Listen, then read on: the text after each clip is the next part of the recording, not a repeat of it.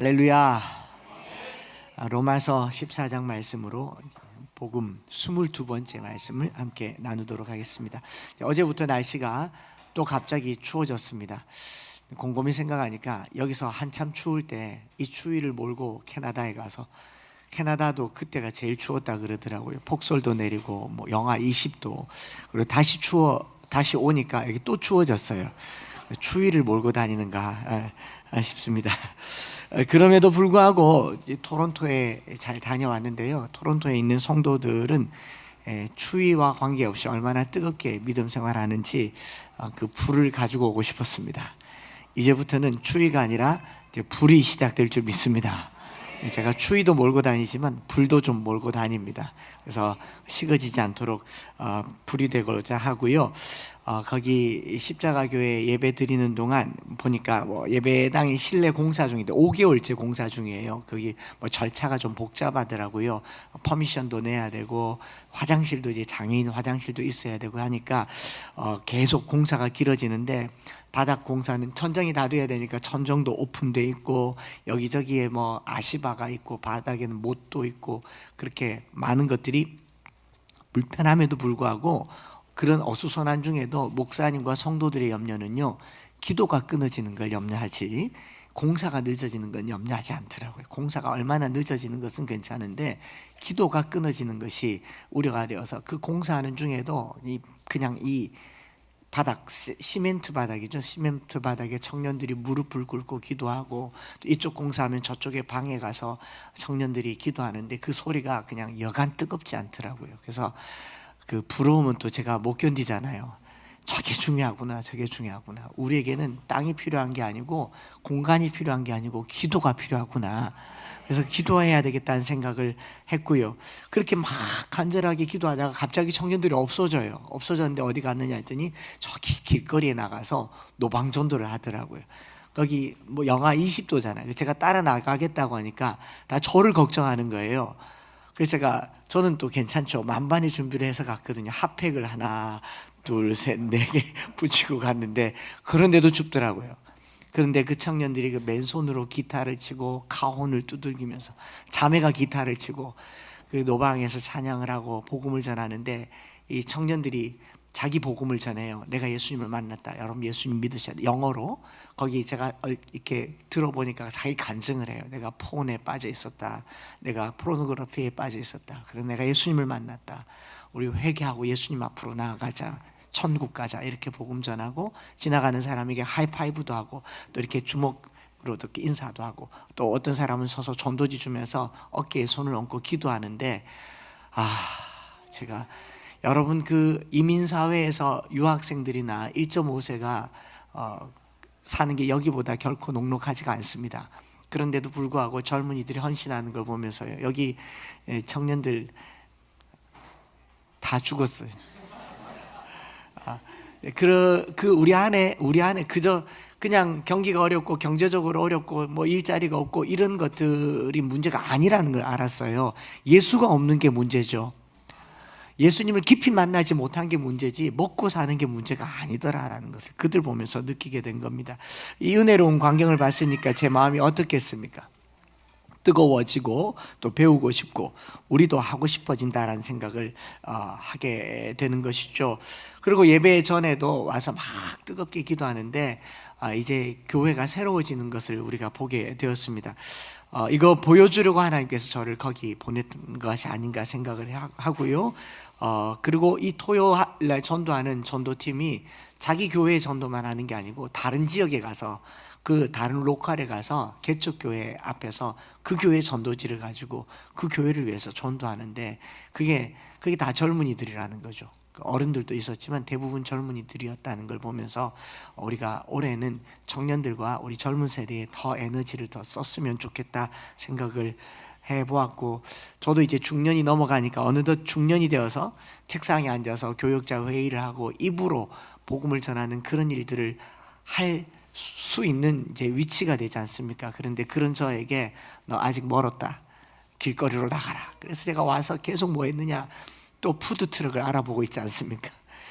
이걸 가지고 뭐라도 해야 되겠다. 여기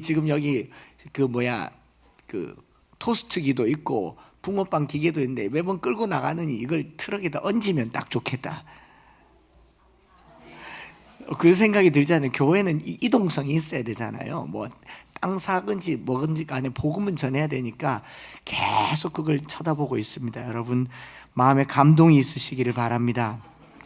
그래서 올해는 더 기도하고 전도하는 일에 힘을 다해야 되겠다 생각을 하고 303 비전으로 말씀을 암송했으면 말씀이 우리 안에서 그냥 쟁여만 있으면 영적 비만에 걸립니다. 이 비만에 빠지지 않으려면 움직여야 되고, 그런 움직임은 영혼의 호흡, 기도를 해야 되죠. 들숨 날숨 성령을 받아들이시고 날숨 회개하시고, 그리고 말씀을 받아서 영혼을 살찌우고 이 진사를 가지고 밖에 나가서 복음을 전하는 것이 우리에게 주신 주님의 부르심이 아닌가 생각을 하고요. 그래서 그것이 불이 되었으면 좋겠어요. 여러분 불은요 활활 타오를 때 젖은 장작도 태워냅니다. 그러나 마른 장작도요 불이 없으면 타질 않아요. 그리고 이 불은요 높이 오르면 빛이 되는 거예요. 불이 높이 치솟아 오르면 빛이 되고, 또 불이 우리 가운데 타면 태우는 재가 되잖아요. 우리가 이 땅에서 성령의 불을 받지 않으면요, 미안하지만 조심스럽지만 아마 죽어서 지옥의 불을 경험할지도 모릅니다. 살아있는 동안 불을 달라고 기도하세요. 신앙생활은 우리가 이 땅에서 평강을 누리는 게 아니라 성령의 불을 받아서 죄를 태우고 악을 태우고 내 영혼을 소진시킬 때에 천국 가서 영광을 누리게 될 줄 믿습니다. 세상에서 편한 거 누리려고 신앙생활 하는 게 아니라는 거죠. 오늘 우리가 누리고 받은 이 복음을 제가 캐나다에 가서 또 느낀 게 뭐냐면요, 이 복음이 우리나라에 오게 된 게 미국도 포함해서 뭐 영국 각 선교사님들이 있지만 특별히 우리나라 이 북한 지역에, 그 당시에는 북한 지역 140여 년 전에 추운 지역에 있는 캐나다 사람들이 북한 지역 원산, 평양, 뭐 함경도 중심으로 선교했던 그 선교의 흔적들을 보게 된 겁니다. 이 140년 전에 미국, 캐나다, 영국, 세계 각처에서 선교사님들이 6개월 동안 배를 타면 뭐 한두 달 넘게 걸리지 않겠습니까? 6개월도 넘는 시간에 걸려서 여기까지 와서 복음을 전하고, 뭐 음식도 다르고 물도 다르고 추위, 더위, 문화 모든 것이 다른 이영만리에 와서 복음을 전한 걸 생각해 보니까, 제가 뭐 14시간, 12시간 비행기 타고 가서 시차 때문에 잠 못 자고, 거기 가서 잠 못 자고, 또 여기 오니까 또 잠이 안 오고, 저는 추위도 몰고 가고 잠도 몰고 오고 뭐 그런 것 같은데, 선교사님들을 생각하니까 그 120년, 30년 전에 여기 와야 될 이유가 있습니까? 뭐 보고 여기 오겠느냐는 거죠. 명예도, 부도, 귀도 아무것도 없었어요. 토론토에 있는 동안 추워서 그냥 숙소에만 있었는데, 딱 한 군데 우리 목사님께서 저를 안내해 주신 곳이, 여기는 가보시는 것이 좋겠다 해서 내한 캐나다 선교사 전시관을 갔어요. 우리나라에 오셨던 선교사님들, 그 선교사님들의 흔적들을 보는데 막 가슴이 그렇게 뜨거워지지 않을 수가 없었습니다. 특별히 우리나라는 1907년 평양 대부흥운동, 100만인 구룡운동을 일으켰던 그 운동 이전에 하나의 부흥이 있었는데 1903년도 원산부흥이라는 게 있었습니다. 원산부흥운동의 시작이 바로 캐나다 선교사님으로부터 시작됐는데, 그 1903년 원산부흥이 시작되기 2년 전에 맥컬리와 화이트라고 하는 두 여성이 기도회를 합니다. 많지도 않아요. 두 여성이 이 원산 지역의 부흥을 위해서 기도하는데, 기도하면서 1903년 8월 24일 날 이 선교사 12명이 모여서 사경회를 해요. 120명도 아닙니다. 12명이 모여서 사경회를 하고, 그 사경회를 할 때 이 하디라고 하는 선교사님에게 말씀을 전해달라고 해요. 하이드라고 하는 분은 의사신데 캐나다 사람이에요. 캐나다에서 의사가 140년 전에, 120년 전에 한국에 와서 선교 활동을 하는 겁니다. 선교 활동을 하는데 그다지 성공적이지 못했던 것 같아요. 그 내용을 읽어보니까 우리가 말하는 하디 선교사의 부흥, 그럼 대단한 사람이었던 것 같지만 아니었어요. 하디 선교사님이 백인이지 않습니까?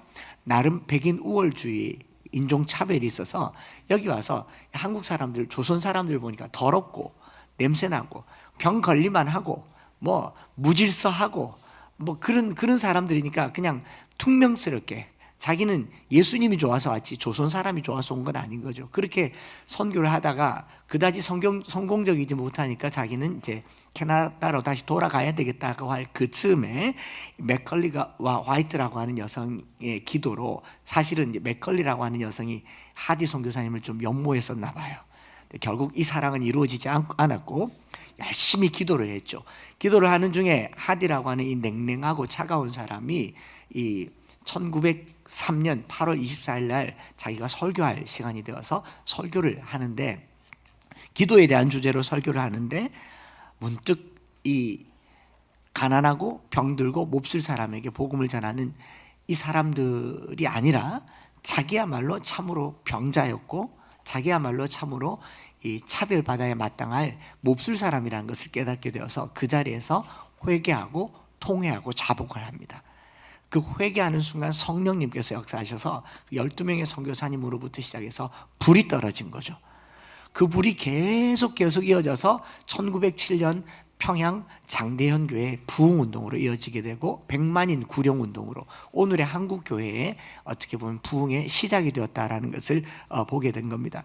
제가 이렇게 묵상해 보니까요, 캐나다 사람이, 그것도 의사가 태평양을 건너와서요 여기 올 이유가 있습니까? 관광지가 있습니까? 뭐 이렇게 명예가 있습니까? 물질이 있겠습니까? 돈 벌러 온 것도 아니고요.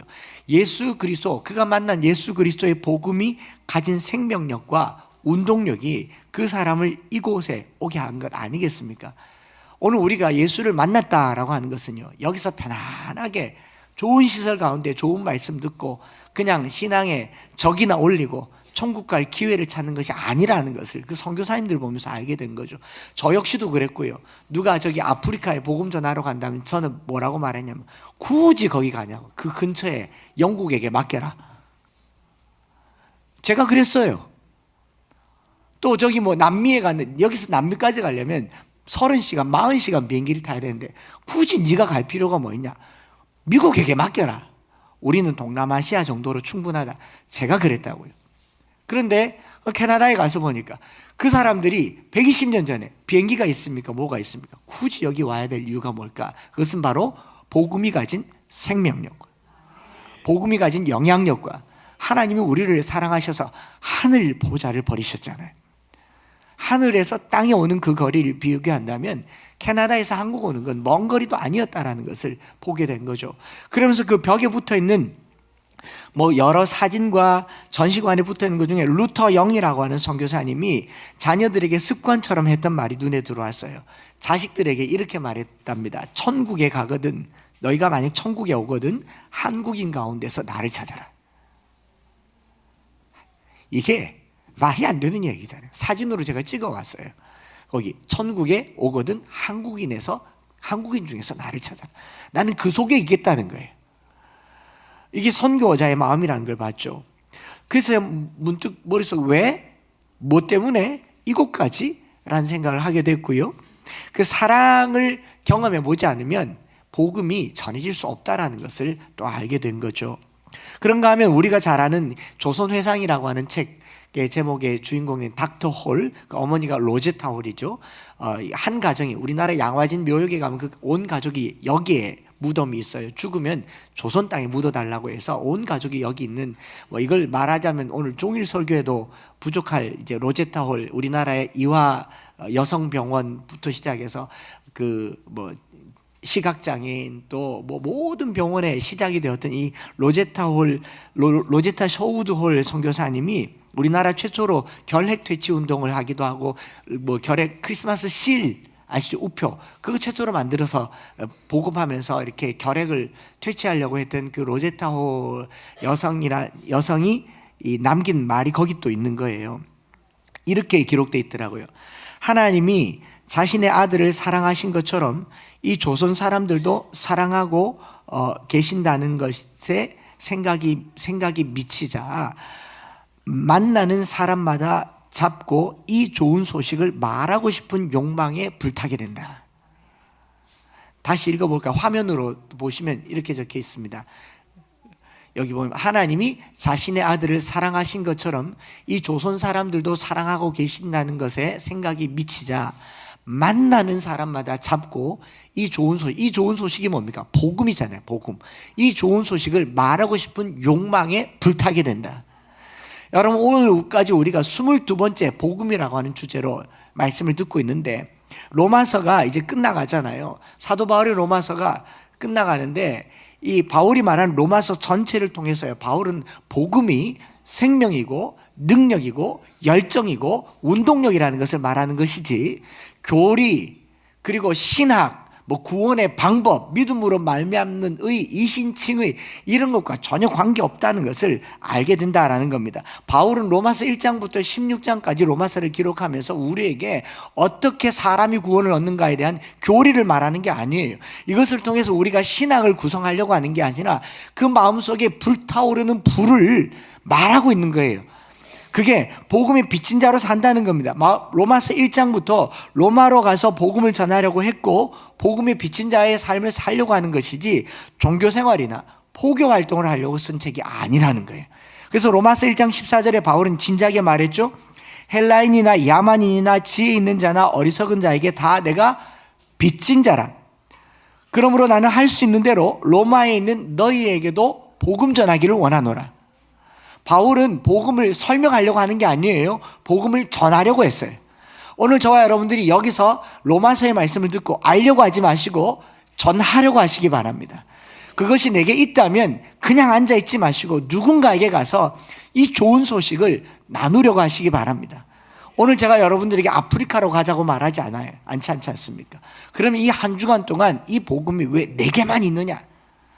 내게만 있다면 그건 죽은 복음일 겁니다. 살아있는 복음의 메시지를 나눌 수 있기를 소망합니다. 그리고 14장 이제 끝나갈 즈음에 15장에서 바울은 더 활력 있게 말해요. 15장 28절에 보면, 그러므로 내가 이 일을 마치고 이 열매를 그들에게 확증한 후에 너희에게 들렀다가 어디로 간다? 서바나로 가리라. 서바나는 스페인입니다. 바울이 저기 이스라엘에서 길리기아 다소 또 이스라엘의 촌 사람이 로마로 와서 스페인까지 가겠다고 해요. 복음은요, 그 사람을 가만히 있게 만들지 않습니다. 불이 되게 만듭니다. 여러분, 불이 있으면 어떻습니까? 막 뜨겁잖아요. 뜨거워서 계속 움직이게 하는 그런 것이 바로 복음이라고 합니다. 바울의 마음에 심긴 복음의 능력은 그를 가만히 내버려 두지 않았습니다. 그럼 복음의 열정을 가지고 복음을 전하는 바울의 고백이 로마서 전체에 담겨 있고, 모든 믿는 사람에게 구원을 주시는 하나님의 능력이 유대인에게나 헬라인에게나 야만인에게도 차별이 없는 그 복음이 그들에게서 시작해서 너희에게 그리고 나에게로 그리고 이 민족 전체에게로 퍼져나가는 그 내용을 담고 있는 게 로마서였다라는 겁니다. 그러면서 오늘 우리가 읽은 로마서 14장 본문은 어떤 내용인가? 바울 마음이 다급해져 있다는 것을 제가 여러 번 읽으면서 느낀 겁니다. 2주 전에 로마서 14장 앞부분을 잠깐 나눴는데, 바울은 지금요, 로마 교회를 세우기는 것이 목적이 아니라 로마를 지나서 서바나로 할 수 있으면 땅끝까지도 가고 싶은 게 바울의 마음인데, 이 로마에 있는 교회들을 보니까 지금 정체되어 있는 겁니다. 뭐 때문에? 서로 비판하는 일로, 서로 판단하는 일로 교회가 주저앉아 있는 겁니다. 그래서 뭐 로마 교회가 겪고 있는 문제가 뭐냐, 유대인이면서 개종한 그리스도인이 있는가 하면 이방인으로서 예수를 믿는 사람들 사이의 문화적인 차이 때문에 서로 비판하고 비방하고 있는 일들이 있는 걸 보면서 지금 바울 마음은 복음이 땅끝까지 전해져야 되는데 여기 앉아서 뭐 하고 있느냐. 오늘 우리 한국 교회가 그렇지 않습니까? 지금 한시라도 이 복음을 가지고 길거리로 나가서 전 세계를 다니면서 복음을 전해야 되는데, 앉아가지고 저 사람은 어떻고 이 사람은 어떻고, 저 사람은 밥을 쩝쩝거리면서 먹고 저 사람은 왼손으로 밥을 먹고 저 사람은 밥을 먹는데 계속 움직이면서 먹고 밥을 튀겨가면서 먹고, 이런 걸로 서로 손가락질하고 비방하느라고 바쁘다라는 얘기를 하는 거죠. 불이 꺼지고 있는 겁니다. 바울이 얼마나 답답했겠습니까? 오늘 우리 교회가 성도들 사이에 자기 신변에서 자기 삶의 스타일과 자기 삶의 문화를 가지고 쓸데없는 관심 때문에 복음의 열정이 식어지는 것을 두려워하는 저와 여러분들 되시길 바랍니다. 남이 뭐하고 사는지 그게 뭐 그리 중요합니까? 저 사람이 뭐 입고 오는지 그게 뭐 그리 중요합니까? 저 사람이 뭐 타고 오는지 뭐 그리 중요합니까? 저 사람이 누구랑 사는지 그게 뭐 그리 중요합니까? 내게 있어서 복음은 예수 믿지 않는 사람에게 달려가기도 시간이 부족한 저와 여러분들 되시기를 축복합니다. 서로에 대한 쓸데없는 관심 때문에 복음의 열정이 꺼져버릴까 봐 바울이 노심초사하고 있는 거예요. 그래서 우리 잘 먹고 잘 살려고 예수 믿는 게 아니에요. 오늘 예수님께서 내게 오셨다라는 말은 이 구원을 땅끝까지 전하라고 하는 데 있는 것이 복음인 줄 믿습니다. 그런데 로마 교회가 내부적으로 이 다문화 사회에서 충격을 겪고 있고 서로 갈등을 겪고 있는데 그 내용 중에 하나가 음식 먹는 거, 절기 지키는 거. 유대인들은 안식일, 유월절, 초막절을 지키려고 하고 로마에서는 별로 의미가 없어요. 농경사회에서 무슨 농경사회에서는 초막절의 의미가 있겠지만 로마 사회에서는 그게 별로 의미가 없었다라는 겁니다. 그러니 이런 것들이 갈등이 됩니다. 먹는 것도 돼지고기를 즐겨 먹는 로마 사람들과 돼지 기름조차도 만지지 않는 유대인들 사이에 갈등이 계속 생기는 겁니다. 이 장면을 딱 보고 캐나다에 갔다 오니까 저 선교사님들의 마음이 한눈에 그려지는 거예요. 여러분, 서양 선교사님이 머리 짧고 노란 머리를 가지고 양장 옷을 입고 한국에 왔어요. 조선 땅에 왔습니다. 다 머리가 길고 하얀 옷을 입고 아침에 자고 일어나면 귀신같이 하얀 사람들이 막 다니고 있고, 근데 그 사람들은 정상이고 서양 사람들이 왔는데 얼굴이 하얗고 입술은 빨갛고 머리는 짧고 또 너플너플거리는 레이스 옷을 입고 누가 귀신 같아요? 그래서 조선시대 때 서양 선교사님들 다 서양 귀신이라고 그래요. 서양 귀신이라고. 그러니 이 사람들이 모여서 복음을 전하는데 복음이 전해질 수가 없지 않겠어요? 그러니 조금 전에 말씀드렸던 이 하디 선교사가 예수님이 좋아서 복음에 헌신해서 조선 땅에 와서 보니까 더럽기가 그지없고, 그 기록에 있어요. 사기는, 거짓말은 얼마나 잘 치고, 가부장적에서 아내는 얼마나 많이 두들겨 패고, 술 먹고 길거리에 토하고, 그 질병이 그냥 질병이 아니고 다 생활에서 오는, 그냥 손만 씻어도 나을 수 있는 질병 속에 사니 의사가 보기에는, 의사가 고쳐주는 병은 다 기적인 거예요. 조선시대 때. 그런 사람들의 삶을 보니까 이 하디는 인종차별이 안 생길래야 안 생길 수가 없어요. 여러분, 자기 아프리카에 가가지고 새까만 사람들이 손을 열었는데 손도 하얘요. 입을 열었는데 입도 하얘요. 그 손으로 음식을 먹으면서 빵을 막 떼어 먹으면서 파리가 날아다니는데 우리 또 왔다고 사랑한다고 그 빵을 떼서 주면 먹을 수 있겠습니까? 쉽지 않더라는 거예요. 쉽지 않더라고요. 저희가 청소년 사회 갈 때에 해마다 청소년들 데리고 소록도를 가요. 소록도를 가면 저녁에 집회를 하고 자고 일어나면 낮 동안 청소년들에게 주는 미션이 있습니다. 그 미션이 뭐냐면 소록도 이 성도들, 음성 나환자분들이죠. 그 성도들의 집에 가서 손가락이 없으니까 설거지를 구석구석 못하고 청소를 구석구석 안 돼서 먼지나 이 그릇에 그 구석에 때가 있어요. 그래서 구석구석 이제 설거지 해주고 집 청소해주고, 그 다음에 그 당시는 연탄 불을 피우는 곳이 연탄재를 다 모아서 처리를 해주고 청소해주는 것까지는 청소년들이 할 수 있잖아요. 그 다음 미션이 뭐냐면 그분들이 차려준 밥 먹고 오는 게 미션이에요. 먹을 수 있겠습니까? 먹을 수 없겠죠. 근데 그 밥 먹고 온 애들은 그날 저녁에 성령 체험합니다. 애들이 말해요. 목사님, 저는 사지가 멀쩡한데 영혼이 썩었습니다. 저분들은 몸은 썩었어도 영이 그렇게 맑을 수가 없습니다. 여러분, 선교사님들이 하디 선교사가 조선 땅에 와서 느낀 게 이건 거예요. 그러니까 막 인종차별적인 표현을 하고 온 사람 퉁명스럽게 가까이 오지 마라고 그냥 거기서 말하라고, 이런 식으로 선교를 하다가 이 원산 부흥이 일어나기 바로 직전에 자기 모습을 본 거예요. 그 전까지는 조선 사람들을 봤습니다. 판단했습니다. 비판했습니다. 먹는 것 때문에 이런저런 생각을 했는데 어느 날 성령이 내게 임하니까 남이 보이지 않고 누가 보여요? 내가 보이더라는 거예요. 내가 원수였고 내가 나쁜 놈이었고 내가 나빴다라는 것을 회개하는 순간 뭐가 일어납니까? 불이 떨어진 거죠. 부흥이 일어난 겁니다. 여러분, 오늘날 한국교회가 부흥이 일어나지 않는 한 가지 이유가 있다면요, 회개가 사라져서 그래요. 나의 잘못은 보이지 않고 남의 잘못이 보이는 겁니다. 남의 그릇 때문에 계속 내게 보이니까 교회는 비판하고 손가락질하느라 로마서 14장의 교회가 되어버린 거예요. 오늘 저와 여러분들이 남을 바라보지 않고 자신을 바라보는 시간 되기를 원합니다. 내가 주님 앞에 얼마나 비참한 존재인가를 발견하고 참여할 때에 성령님 역사해 주실 줄 믿습니다. 부흥은요, 남을 판단하는 데서는 결코 일어나지 않습니다. 자신을 하나님 앞에 내려놓고 하나님 앞에서 자기가 판단되어질 때 스스로의 비참함과 처참함과 더러움을 보고 눈물을 흘릴 때 회개와 부흥이 일어날 줄 믿습니다.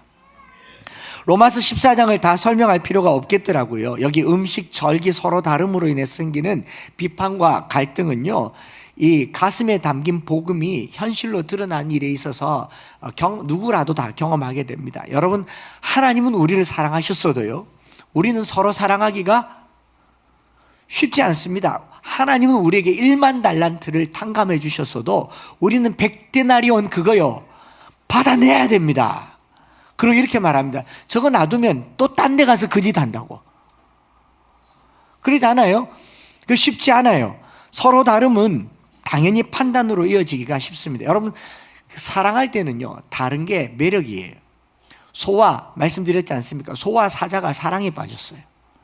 딱 보니까 누렇잖아요, 둘 다. 예, 암사자도 암사자는 털이 없으니까 암사자도 누렇고, 숫소도 누렇고, 서로 두 누렁이가 만난 거예요. 사랑에 빠졌습니다. 희한하네. 사자는 어르렁거리는데 소는 우는 소리도 희한하네. 그러다가 서로 사랑해서 서로에게 사랑의 고백으로 선물을 합니다. 어느 날 사자가 사슴 한 마리를 잡아다가 피를 철철 흘리는 사슴을 소 앞에다가 툭 던져놓고 먹어. 그러고 소가 깜짝 놀래요. 이 사슴을 잡아다가 죽여서 주니까. 그렇지만 신비롭잖아요. 평생 풀만 뜯어먹던 소가 사슴 한 마리를 탁 주니까 이런 선물을 받아본 적이 없잖아요. 고마워했지만 먹을 수가 없었어요. 선물을 받았으니까 나도 선물을 줘야 되잖아요. 자기가 그렇게 아껴 먹고 아끼던 지푸라기를 한 움큼을 굶어가면서 소가 사자에게 줍니다. 먹어. 사자가 보니까 기가 막힌 거예요. 나더러 이걸 먹으라고? 그러나 매력적이죠. 누구도 내게 이걸 선물 준 적 없으니까. 이런 선물을 받아봤잖아요. 야, 내가 살면서 지푸라기 선물은 처음 받아본다. 매력적이었어요. 그러나 하루 이틀 사흘날 지나다가 서로의 다름이 주는 매력이 어떻습니까? 비판이 됩니다. 어떻게 그런 걸 먹고 사냐고, 어떻게 이런 걸 먹고 사냐고. 그러다가 서로 잡아먹히는 불행한 사자와 소의 사랑이었다는 전설이 있습니다. 여러분, 사랑할 때는요, 다름도 매력이에요. 그렇게 먹을 수도 있구나. 사랑이 식어지면요, 그게 비판이 됩니다. 로마 14장은 그런 얘기를 하고 있는 겁니다. 이 한 장에 판단, 비판이라는 단어가 10번 이상이나 나옵니다. 로마 교회의 상황을 짐작할 수 있는 이야기입니다. 예수님을 믿으려고 모였는데 서로 손가락질합니다. 서로를 바라봅니다. 여러분, 우리 교회가 1년 사이에 서로 모르는 사람들이 다 모였습니다. 지금은 매력적이에요. 어쩌면 옷도 다르고 스타일도 다르고 말도 다르고 너무 좋아요. 조금 있으면요, 손가락질합니다. 저 사람은 어디서 사나? 저 집은 몇 평이가? 저 사람은 무슨 차 타고 사나? 저 사람은 어느 과거가 어떠나? 저희 엠마오 교회에서 제자 훈련 할 때마다 얘기했는데 한번 따라합시다. 과거를 묻지 마라. 아니, 주님도 모르는 과거를 왜 자꾸 물으려고 하세요? 뭐 하고 왔든지, 이전에 뭐 하고 왔든지, 그거 왜 물으세요? 우리 오늘 예수 믿는 사람이에요. 우린 천국 가는 사람이에요. 왜 자꾸 물으세요? 저의 과거를 알고 싶으세요? 그걸 괜히 궁금해 하세요. 왜 그 집은 아이가 이러냐, 왜 그 집은 이러냐. 그 절대로 묻지 마세요. 그거 묻는 사람 지옥 가요. 주님도 동이 서에서 먼 것 같이 옮겼다고 하는데 왜 그러시냐고요. 왜 그러시냐고. 이게 교회를 해롭게 하는 거. 우리는 복음을 전하는 사람들 되기를 바랍니다. 이 사람이 전에 뭐 했더라도 오늘 예수 믿었으면 그는 깨끗하게 된 사람이에요. 오늘 예수 믿었으면 그는 앞으로 거룩하게 될 사람이에요. 그러니 당신 뭐 합니까? 묻지 마세요. 제가 물은 거 뭐 들은 적 있으세요? 저는 아이예요. 그래서 당신, 특별히 이민사회 가면 그런 게 불문율이래요. 이민사회에서는 나이 많은 분들이 여기 미군의 아내가 되어서 오신 분들은 미군 근처에 뭐 물 팔던 분들 중에도 있었잖아요. 미국 가서 보면은 이제 두 번째 부인도 있고 이렇기 때문에 특별히 이런 얘기를 하는 게 아니라고 그래요. 프라이버시잖아요. 그 왜 그렇게 물으세요?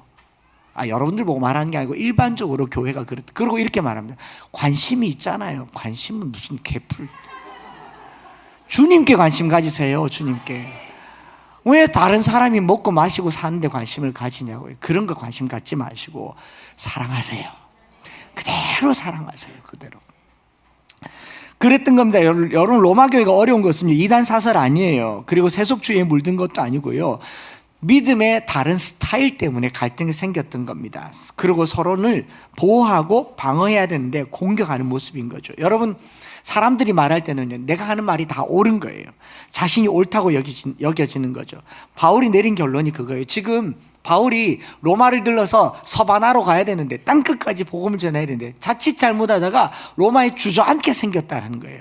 그러니 바울의 결론은 14장 13절에 딱 한마디입니다. 같이 한번 읽어볼까요? 시작. 그런즉 우리가 다시는, 다시 시작. 그런즉 우리가 다시는 서로 비판하지 말고 도리어 부딪힐 것이나 거칠 것을 형제 앞에 두지 아니하도록 주의하라. 부딪힐 것이나 거칠 것을 두지 않도록 다시 비판하지 말고 주의하라. 오늘 저와 여러분들이 내 눈에 들어오는 누가 되었든지 간에 그냥 젊은 사람들 쌉소리 하지 마세요. 그런 말 하지 마시라고요. 제 귀에는 안 들리겠지만 하겠지요. 그러니 부딪힐 것이나 거친 것, 이게 뭐냐면요, 원문에 보면 부딪힐 것은 프로스 콤마라는 말인데, 프로스는 앞에라는 말이고 콤마라는 말은 장애, 앞에 뭘 둬서 넘어뜨리게 하는 것. 혹시 초등학교 다닐 때 한 번쯤은 해본 적이 있을 겁니다. 복도로 계단, 책상과 책상 사이에 이렇게 길 지나가면 다리 쭉 내밀어 가지고 다리 탁 넘어지는 거. 또 앞에 간 사람 뒤꿈치를 탁 쳐가지고 탁 넘어지게 하는 거. 그런 거 프로스 콤마라고 해요. 그 괜히 말 걸어가지고 자빠지게 만드는 거예요. 괜찮은데 트집 잡는 거죠. 이런 걸 부딪힐 것이라고 하고, 또는 거칠 것이란 말은 스칸달론이라고 하는데 터치예요. 영어로는 스캔들 알죠? 스캔들은 여러분 없는 말도요, 한번 꺼내면 일파만파가 되고요, 그 돌아오지 않습니다. 그 이미지가 아주 나쁘게 가는 걸 스캔들이라고 하는데, 이 타인에 대한 말을 함부로 하는 것, 그것은 인생에 덫을 놓는 것과 똑같다라는 겁니다. 덫을 놓는 것. 사전에는 성나게 하는 것, 반감을 일으키는 것과 같은 행동입니다. 여러분, 내가 옳다고 하는 말이 누군가에게 불쾌감을 준다면요, 100배 사죄하세요. 내 말이 옳아도 100배 사죄하세요.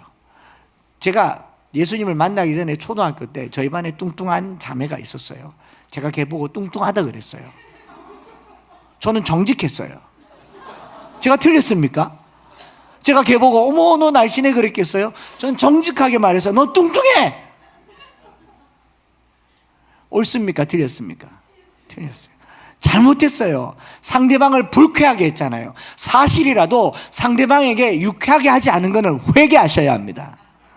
내가 한 말이 누군가의 얼굴을 붉게 했다면 회개하셔야 돼요. 부모가 자식이 얘기한다고 자식의 수치를 드러내는 거 회개하셔야 된다고요. 남편이 아내가 남편에게 그냥 우스갯 식탁에서 제 아내가 제 이야기를 잘 하는데 저는 불쾌하지 않아요. 부끄러울 뿐입니다. 어디 있지? 누군가를 유쾌하게 하지 않는 것은 그거는 회개할 일이라고요. 옳은 말 아니라는 겁니다. 타인을 불쾌하게 한다면 사과해야 돼요. 요즘 여러분 명예훼손이 얼마나 무서운 죄인지 아시죠? 사실 적시에 의한 명예훼손이라고 그래요. 내가 사실을 말했는데 그게 그 사람의 명예를 훼손시키면 회개해야 돼. 특별히 부모님들요, 자식 이야기 자식이 원하지 않는 이야기를 남에게 함부로 하지 마세요. 사실이라도 하지 마세요. 그거 안 좋은 이야기라. 주님이 원하지 않는다는 거예요. 부부 사이, 부모 자녀 사이에도요, 서로의 명예를 실추시키는 험담, 남에게 쉽게 하는 말, 이걸 전문용어로 this라고 얘기하잖아요. This is not. 그거 아니에요. Not good. 주의하셔야 돼요. 그래서 주의하라라고 얘기하죠. 그래서 오늘 우리가 읽은 본문 13절부터 23절까지는요, 간단하게 요약하면 서로 남을 판단해서는 안 되지만 자신은 진지하고 심각하게 판단받아야 된다라는 말입니다. 자, 다시 정리합니다. 본문 말씀의 요지는 이거예요. 남을 얘기하지 말고 자신을 판단해라. 이걸 소크라테스가 인용해서 쓴 전문 용어가 뭡니까? 너 자신을 알라. 경상도에서는 뭐라 그럽니까? 우와, 어떻게 네 꼬라지를 알라 이 말이잖아요. 그 넌말 할 여기가가 있으면 네 꼬라지를 알아라는 거예요. 남의 부부 얘기할 거 있으면 네 부부는 괜찮나 물어봐야 되죠. 남의 자식 얘기할 거 있으면 네 자식은 괜찮은지 물어봐야 되고, 남의 외모 얘기할 거 있으면 그걸 딱 쳐다보면 입이 쿡 닫아지지 않습니까? 그래서 따라합시다. 타인은 판단 중지, 자신은 심판. 심각하게 판단해 봐야 돼요. 하나님 앞에서. 이걸 자아 비판이라고 하잖아요. 이 뭐 공산당이 하는 게 아니에요. 성도는요 늘 십자가 앞에서 자아를 비판하는, 십자가 앞에 서 보면요 부끄러울 것밖에 없어요. 부끄러울 것. 그 이제 토론토에 가서 박종민 목사님이랑 교제하는데, 저보다도 한 10년 정도는 더 연배가 젊으신 분이신데도 대화를 하는데 제가 부끄러울 정도로 속에 있는 이 진심 어린 이야기를 하는데요, 그렇게 눈물이 나요. 뭐 이렇게 말씀드려도 될지 모르겠는데, 이제 노방전도를 하다가 노숙자분을 만났어요. 이름을 물어보니까 임마누엘이라고 그래요. 그래서 또 제대로 전하는지 모르겠는데, 제가 어제 정확하게 못 전달해가지고 아내에게 디스 당했거든요. 근데 마음에 이 노숙자분을 집에 데리고 오고 싶었어요. 임마누엘이니까. 그래서 이제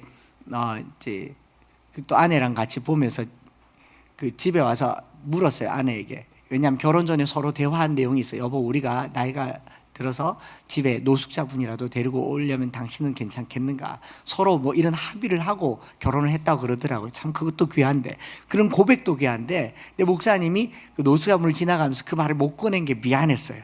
집에 와서 서로 동의를 하고 그 다음에 또 갔어요. 그분에게 우리 집에 가십시다. 말 꺼내는 게 참 귀하잖아요. 우리 집에 가십시다. 그리고 우리 집에 가면 따뜻합니다. 춥지도 않고 밥을 굶을 일도 없고 편안한 곳에서 잠을 자고 먹는 것도 같이 먹고 옷도 나눠 입읍시다. 이렇게 용기를 내서 얘기를 했어요.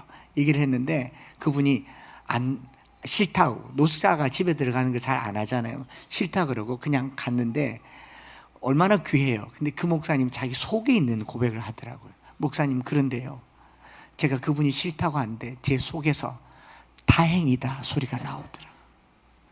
그 주님이 하라 하시니까 하긴 했는데 마음에 안 한다고 하니까 다행이다 하면서 눈물을 글썽거리는 거예요.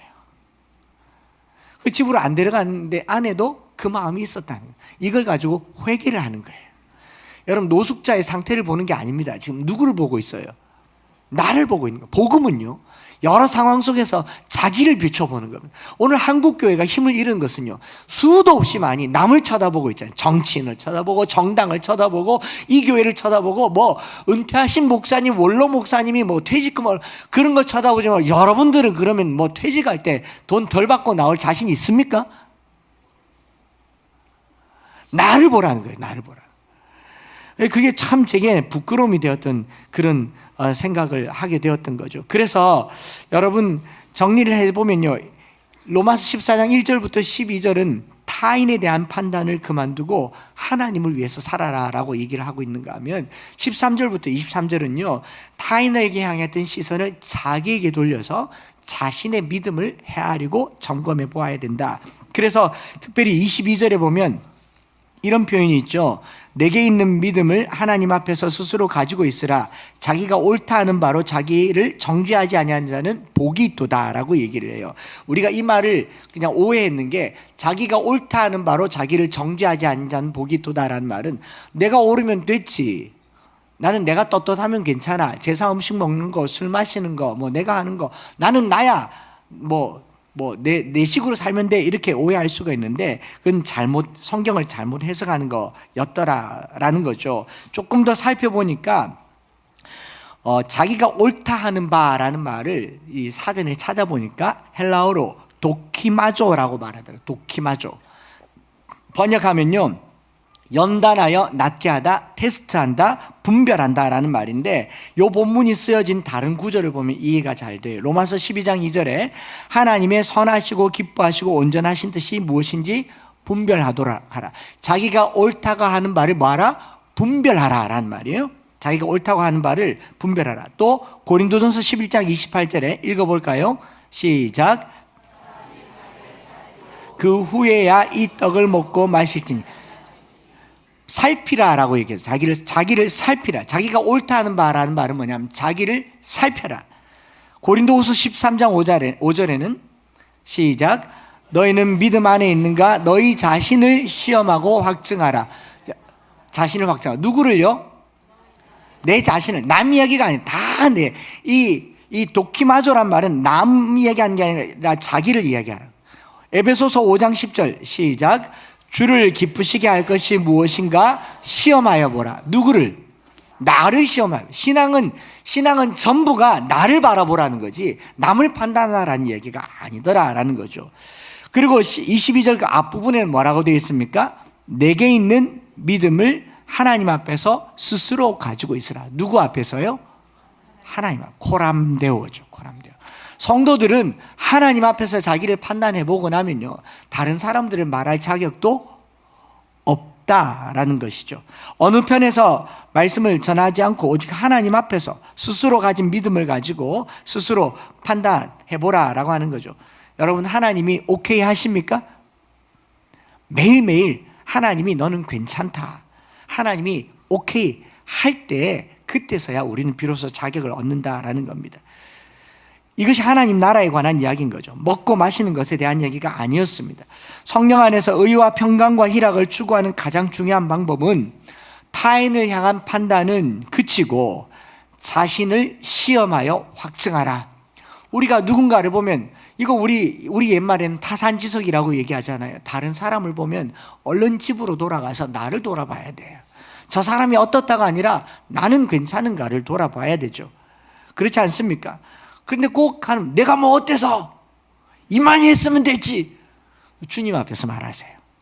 주님 앞에 가가지고 십자가 앞에 딱 가서, 주님, 내가 이만히 하면 많이 했잖아요. 헌신도 하고 성가대도 하고 봉사도 하고 건축도 하고 집도 바라바치고. 그렇게 말할 수 있겠거든. 주님 앞에서 하셔야 된다. 주님 앞에서. 이 도키마조란 말의 또 다른 뜻은요, 용광로에서 불순물을 길러내듯이 순수한 금속을 뽑아내는 것, 시험하여 검증하다라는 말입니다.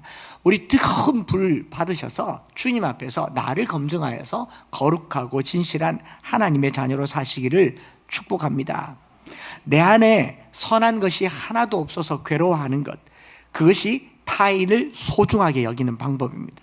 서로 낯선 사람들이 모여서 서로 자신의 기준, 음식, 입맛 정리하는 것, 정돈하는 것, 말투, 인사법, 모든 게 다 자기 자신의 기준이잖아요. 여러분, 세상에서 살다 온 사람들이 교회 와서 얘기하다 보면요, 육두문자 나오기 쉬워요. 아닌가요? 얘기하다 막 10원짜리 100만 원씩 교회에서 나오는데 저는 시원하더라고요. 내 대신해 주잖아. 근데 가가지고 예수 믿는 사람이 입이 걸다, 입이 거칠다 막 하는데, 그렇게 얘기하지 말고요. 어떻게 보면 나도 충분히 그럴 수 있다라는 거죠. 나랑 다른 사람들을 자꾸 얘기하지 말라라는 겁니다. 교회는요, 그런 걸 판단하는 곳이 아닙니다. 그러면 복음을 전하기 쉽지 않아요. 여러분, 제가 예고하죠. 교회에요, 앞으로 별 희한한 사람들이 올 겁니다. 아멘 못하죠. 자, 별 희한한 사람들이 와도 될 겁니다. 우리 조선시대 때 그랬어요. 마부가 왔어요. 종이 왔어요. 그래서 천한 사람들이 와서 예수 믿으니까 양인들이 이 사람들이랑 못 있겠다고 교회를 떠나가서 자기들끼리 교회 개척했다가 망했지 않습니까? 망했잖아요. 어느 교회가 됐어요? 그 천민들이 모여서 된 게 조선시대 교회입니다. 여러분, 우리가 다 양인들이 자녀들인 것 같지만 대한민국에 성씨 가진 사람들 10%밖에 안 됐고요. 여러분들이나 저나 100년 전의 삶으로 이렇게 돌아가 보면 다 언년이, 근년이, 끝년이, 말년이, 후남이, 필불 이런 이름들 다 가지고 있어서 마당새, 돌쇠, 석쇠 성도 모르고 그런 사람들이었을 거예요. 그러니 과거를 묻지 맙시다. 여러분, 아버지가 뭐 했는지 저는 관심이 없어요. 여러분들 집에 어머니가 둘이었는지 서시였는지 아버지가 바람을 피웠는지 아버지가 폭력을 행사했는지 관심 없어요. 중요한 것은 오늘 내가 주님 앞에 있는 거예요.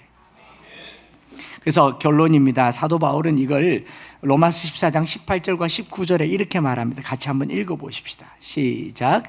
이로써 그리스도를 섬기는 자는 하나님을 기쁘시게 하며 사람에게도 칭찬받느니라.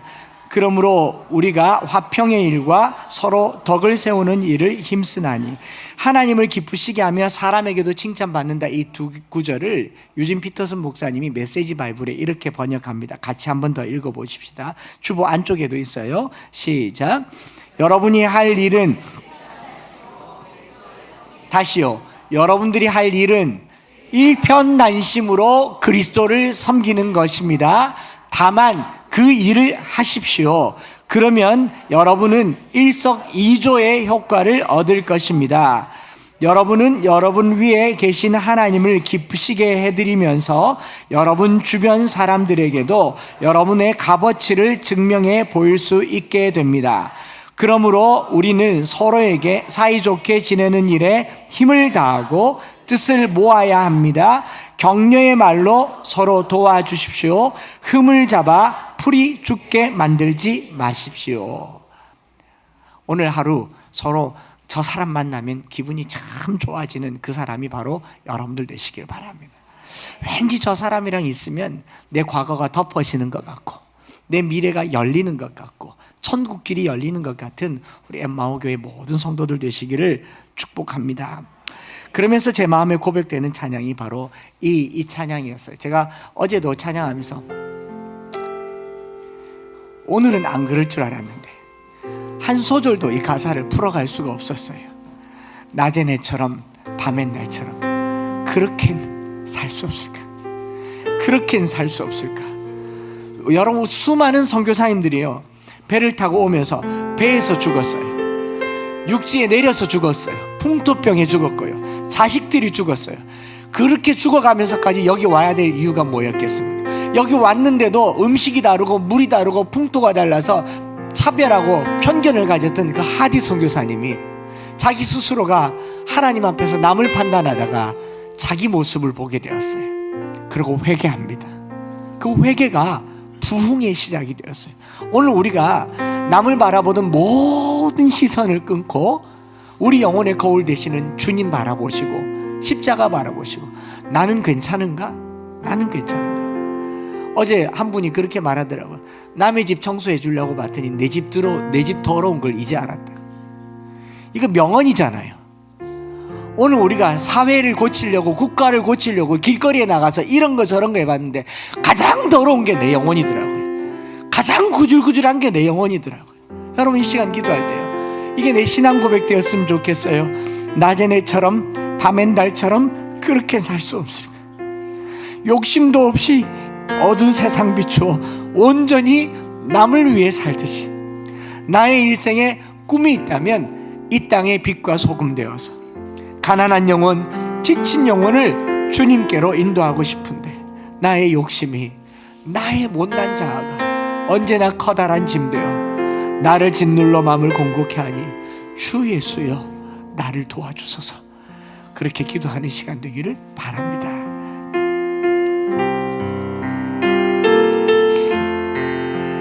마음을 공고케 하니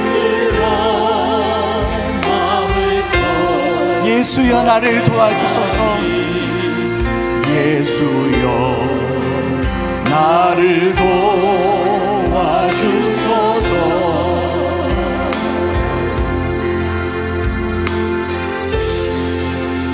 우리 가사를 생각하면서 간절한 마음으로 예수님처럼, 바울처럼 그렇게 살 수는 없습니다.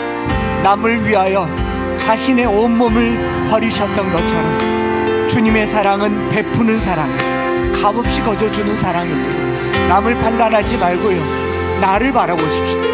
남이 어떻게 사는가가 아니라 나는 어떤가를 바라보면서 이 한 주간 동안 우리 이웃을 위하여서 내 자신을 온전히 드리는 기도할 텐데요, 여러분, 신앙생활하면서요 내 성에 차지 않아서 누군가를 못마땅하게 생각했다면 그 회개하셔야 돼요. 저 사람이 내 뜻대로 되지 않아서 누군가를 비판했다면 그거 회개하셔야 돼요. 나는 괜찮습니까? 나는 온전합니까? 부모가 자식 보면서 성에 차지 않아서 야단쳤다면 그건 나에게 하는 말일 거예요. 아내가 남편에게, 남편이 아내에게 뭔가 하고 싶은 말이 있다면 그 성령님께서 나에게 하는 말일 거예요. 오늘 나의 일생에 꿈이 있다면 빛과 소금이 되어서 녹아지게 하시고 태워지게 하시고 복음을 전하는 사람으로 예수님처럼, 바울처럼 살기를 원합니다. 나제네처럼, 밤엔 달처럼 살기를 원합니다. 이 한 주간 동안 누군가에게 사랑이 되기를 원합니다. 누군가에게 배려가 되기를 원합니다. 복음을 전하기를 원합니다. 예수여 나를 도와주소서. 회개하는 마음으로 주의 이름 한번 부르며 합심해서 기도하며 나아가겠습니다. 주여, 주여, 주여. 오늘 우리가 다시는 비판하지 말고, 다시는 비판하지 말고 주님 앞에 사랑으로 살게 하여 주시옵소서. 부딪힐 것이나 거친 것을 형제 앞에 두지 아니하기를 원합니다.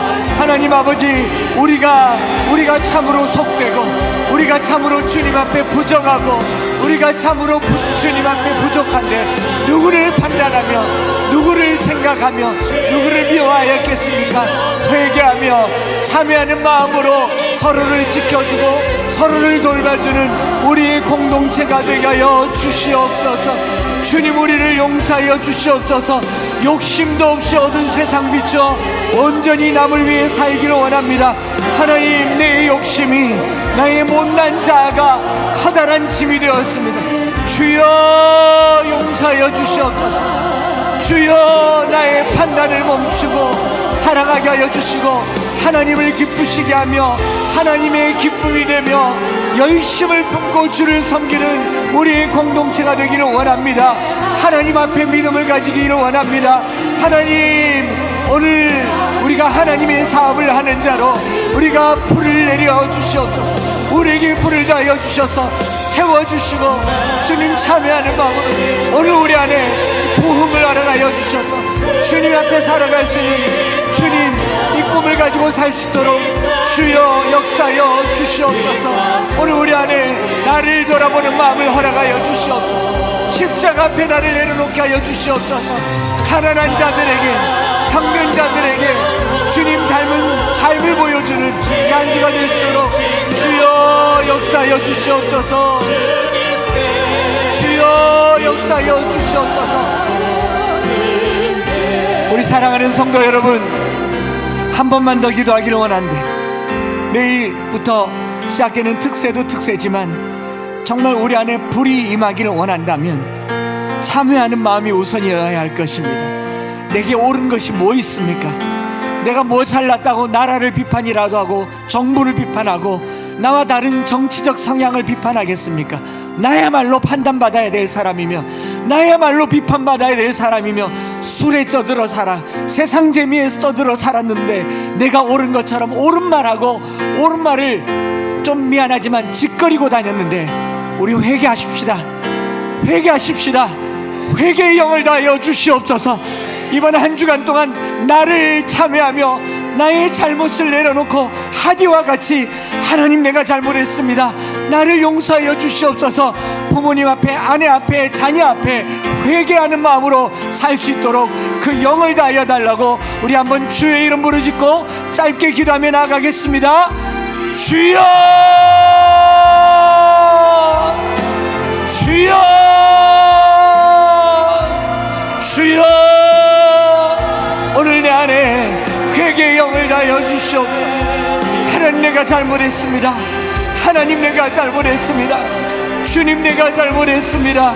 주님, 오늘 우리 안에 이 참회하는 마음으로 서로의 잘못을 구하며 서로의 잘못을 참회하며 하나님, 우리가 주님 앞, 내가 하는 말이 다 옳다고 생각했습니다.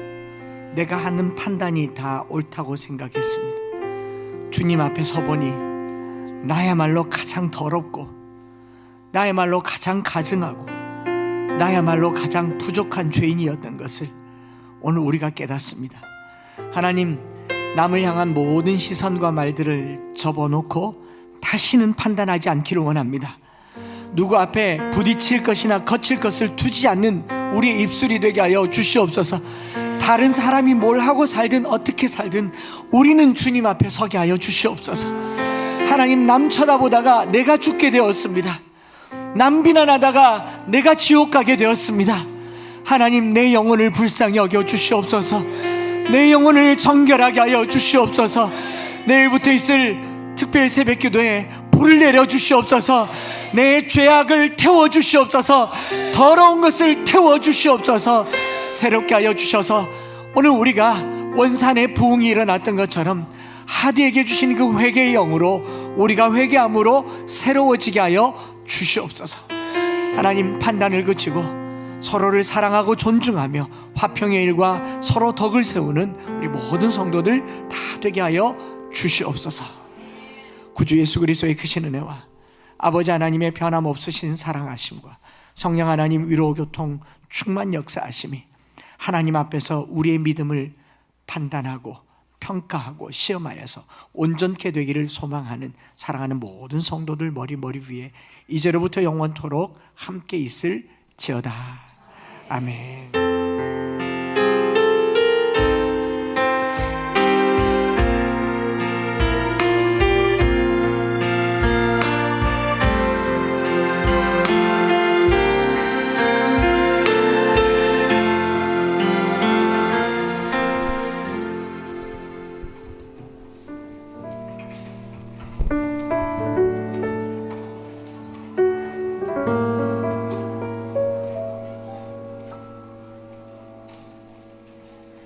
낮엔 해처럼 밤엔 달처럼 그렇게